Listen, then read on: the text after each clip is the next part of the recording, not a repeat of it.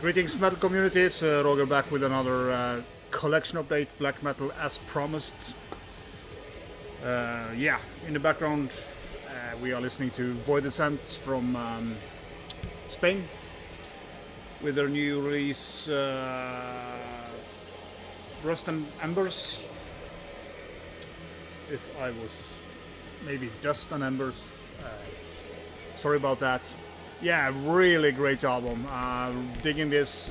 Took me a couple of spins because it's kind of very chaotic sound in a way of it. It is very aggressive, fast for the most part, fast, blasty black metal. The vocals are a little bit like echoing or very roomy sound to them, so it kind of disturbs the guitar riffs a little bit. So you kind of have to listen to it several times before the guitar action comes through. There's a lot of stuff going on in the riffing, so don't give up on the first listen if it sounds a bit too chaotic. Yeah, there's some elements of the, I would say, the Icelandic scene, you know, with the kind of picking style on the lighter strings. But yeah, just a fantastic album. I really dig this, and it's for sure gonna be top 10 this year on the black metal lists. And yeah, go and check it out. I will link it up below so you can you have to figure out for yourself, but I really recommend you to try this out, and as I said, give it some spins because it's very, yeah, it's a lot of stuff going on. Also picked up, or I had to pick up this Deitus or Deitus or whatever, Irreversible.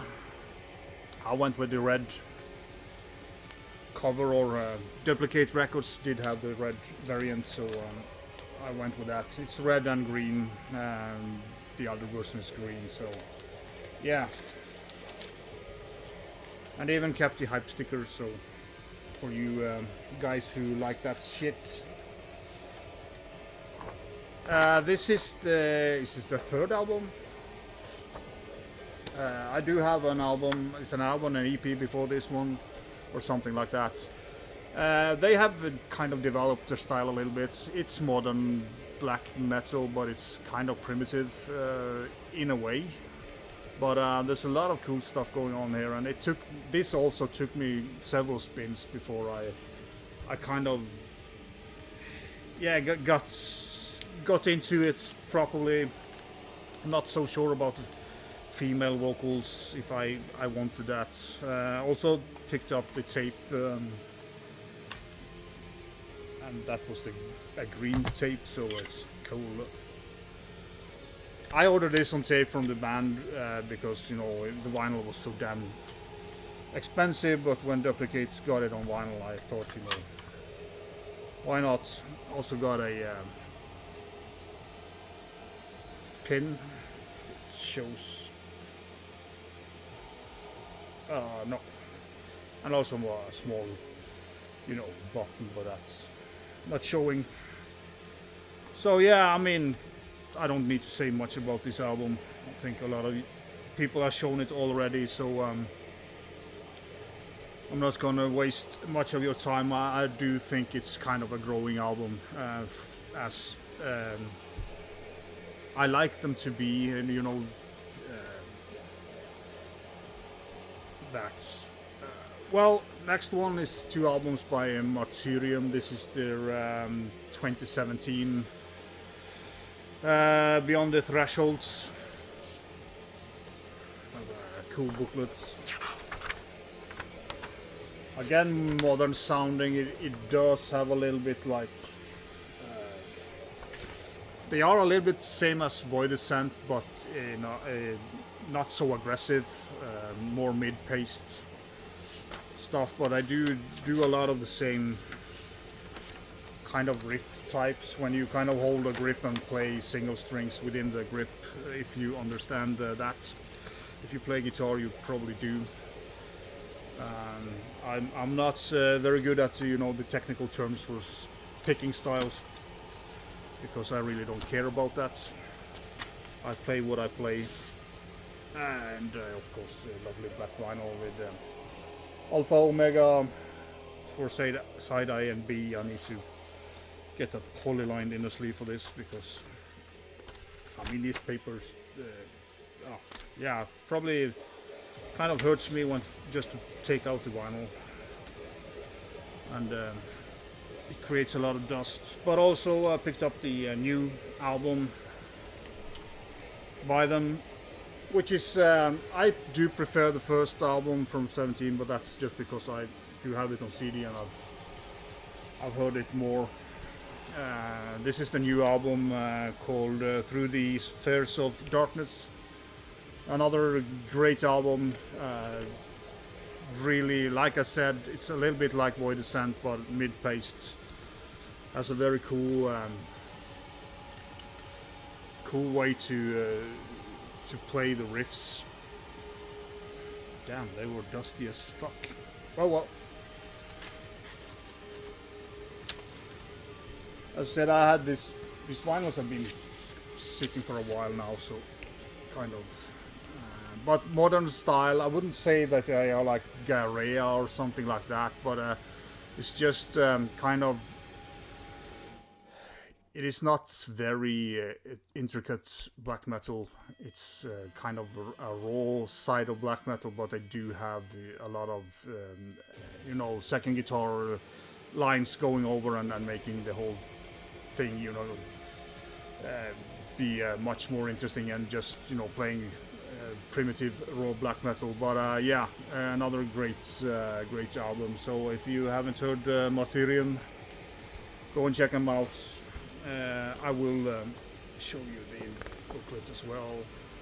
Well, booklet. This was the paper inner, and then you have this small booklet. I like these small booklets. I think they are pretty cool, and of course very cool imagery that kind of tells you where they are in the vein of the music.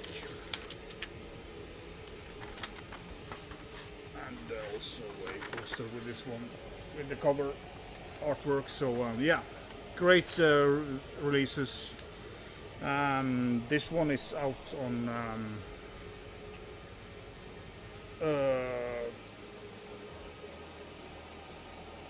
Black Seed Productions. Sorry about that.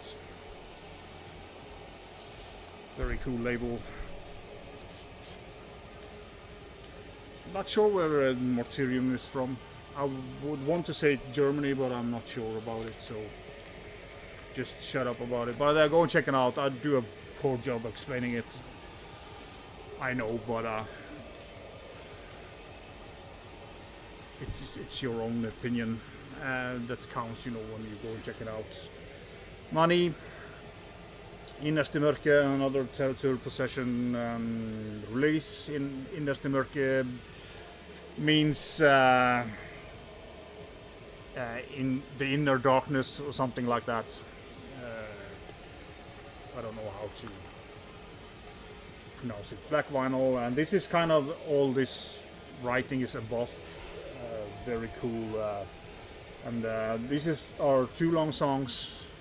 It's repetitive, but not monotonous. I mean, it's not getting bored. There's so much kind of, in a way, lead work going on.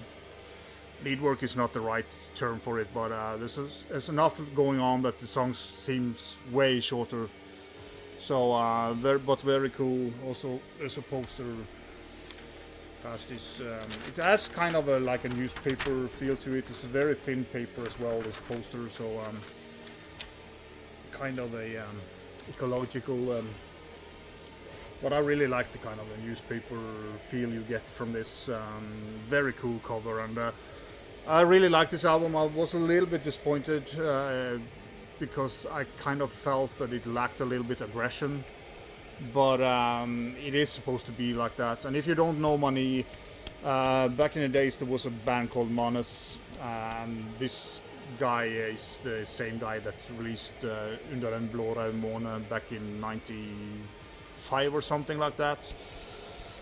So he took Manas into a totally different direction, and when he wanted to do some evil, cold, primitive black metal again, he created the Manii. I think this is their second full length. Again, don't quote me on that, but yeah, Territory Possession always does a killer job with their vinyls. Yeah, I showed these two before, but I promised to get back on you a little bit more in depth with it, or not in depth, but yeah, Chaos Ritual. Again, it's a slipcase cover. This is the back side of it.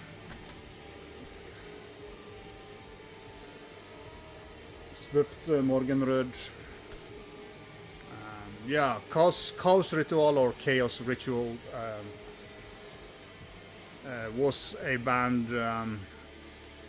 The main guy of this band died of a accidental gunshot wound when he was 25. So this band kind of closed down after this album that came out in 2007, I think it was. Really good Norwegian primitive black metal in a way, but they have a lot of stuff going on. It's very raw production on it, but it sounds very good. It's the right production for this type of music as well. You have this cool kind of flame inside the cover there. Yeah, black vinyl. And this is the guy I was talking about. The rest of the band kind of reformed under the name Dark Sonority. And Dark Sonority's first EP was called Requiem or Chaos Requiem, so it's kind of a yeah, homage to this project and the guy who passed away. But yeah, really, if you like Dark Sonority, you should go and pick this up as well. And you know, the packaging is awesome as always with Territory Possession. Kind of difficult to get it all wrapped up again, but it's fun to do on camera because somebody's probably getting annoyed about it. But yeah, Chaos Ritual or Kaosritual. Great stuff to have in the collection, and very cool release. And also picked up the, as showed you the EP or demo stuff, Rituell Katarsis, Ritual Katarsis. Same guys here, and this is more of a minimalistic, but you still have some stuff going on inside here. Don't know.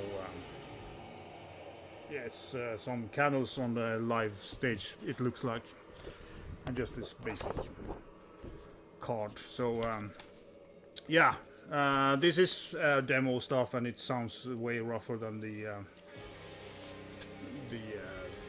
full length, but still very cool to have in the collection for me. I'm a big fan of this sound, and yeah. And you know, Dark Sonority is very known for their pump organ as well, so it's cool stuff. So the last thing I'm gonna show you is actually I'm gonna do a little bit backtracking here. Starting back in 1994, there was a French guy who released this album. Check it out, under the name Daemonium